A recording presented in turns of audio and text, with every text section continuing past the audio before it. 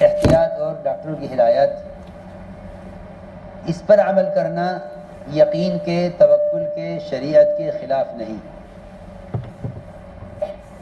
Doctor کی ہدایت پر عمل کرنا یقین، توکل، شریعت کے خلاف نہیں، بلکہ احتیاط نہ کرنا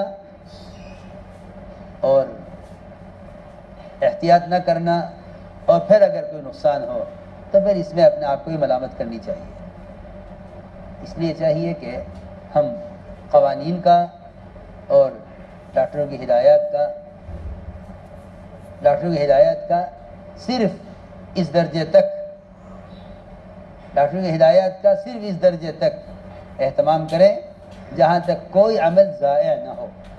جہاں عمل ضائع ہو جائے گا وہاں اللہ تمہیں ڈاکٹروں کے حوالے کر دیں گے اور اللہ مدد کا ہاتھ کھینچ لیں گے۔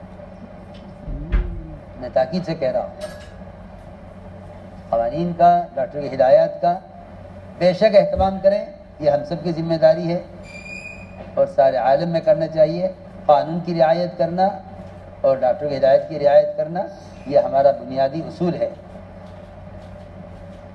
یہ دعوت تبلیغ کا بنیادی اصول ہے کہ دنیا کے کسی قانون سے یا پولیس کے کسی کی ہدایات کے خلاف کرنا یہ دعوت تبلیغ کے مزاج اصول کے بالکل خلاف ہے۔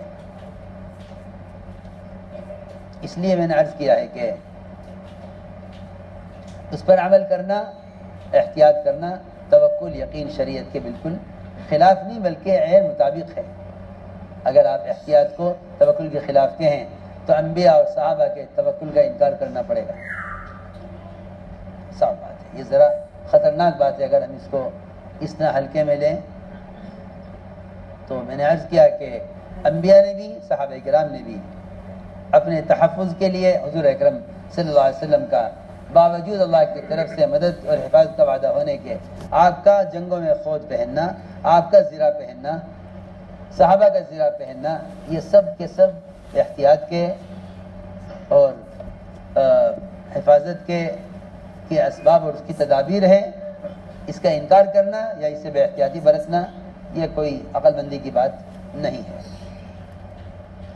اس لیے میں نے عرض کیا ہے کہ اس وقت جو احتیاط بتلائی جائیں اس پر عمل کرنا، مگر میں پھر عرض کرتا ہوں دوبارہ کہ اس حد تک احتیاط کرو کہ کوئی عمل ضائع نہ ہو، ورنہ اگر خدا نہ کرے کسی عمل کو ضائع کر دیا احتیاط کے چکر میں تو اللہ تعالیٰ مدد کا ہاتھ کھینچ لیں گے، کیونکہ اس کا وعدہ کسی سبب پر نہیں ہے۔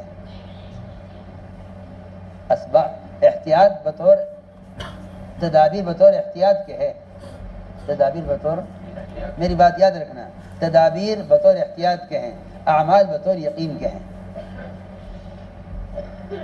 تدابیر یقینی نہیں ہے، اعمال یقینی ہیں۔ تدابیر بطور، یاد رکھو، تدابیر بطور احتیاط کے ہیں اور اعمال بطور یقین کے ہیں۔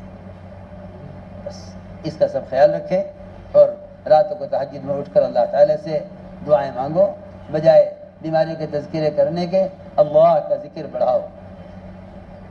اور میں پھر عرض کروں گا کہ جماعتیں واپس اپنے علاقوں کی طرف جا رہی ہیں اور جانا چاہیے، اور ہر جگہ رہ کر نفلی روزوں کا اور نفلی نمازوں کا اور تہجد اور رات کے قیام اور دعاؤں کا اہتمام کریں اور کسی عمل کو ضائع نہ ہونے دیں۔ اور یہ وقت کے ضائع کرنے کا وقت نہیں ہے۔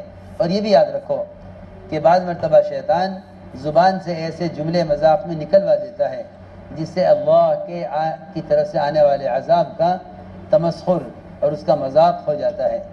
اس پر اللہ تعالیٰ عذاب کو بڑھا دیتے ہیں غصے میں آ کر، کیونکہ اللہ عذاب لاتے ہیں توبہ کی طرف لانے کے لیے۔ اگر اللہ کے آنے والے عذاب کا مذاق اڑایا جائے تو اللہ تعالیٰ عذاب کو بڑھا دیتے ہیں۔ یہ پچھلی قوموں کے ساتھ ہو چکا ہے۔ جب بھی کسی قوم نے اللہ کے عذاب کے آنے پر تضرع اور توبہ اور استغفار اور اپنے گناہوں سے کا اعتراف نہیں کیا اور اپنے اللہ کے عذاب کو دیکھ کر اللہ کے عذاب کا مذاق اڑایا، اللہ تعالیٰ نے ان کو ہلاک کر دیا۔ اس لیے کہہ رہا ہوں کہ یہ موقع اس کا نہیں ہے کہ ہم مختلف قسم کے ان بیماریوں پر تبصرے کریں یا ہنسیں یا اس کا مذاق بنائیں، نہیں، بلکہ بے شک اللہ کی سے ایک عذاب ہے اور عذاب ہی کی شکل میں ہے۔ یہ وقت توبہ استغفار کا، دعوت اور دعاؤں کی مقدار کے بڑھانے کا وقت ہے۔ کریں گے تمام؟ ایک ضروری بات سن لیں، وہ ضروری بات یہ ہے کہ اپنے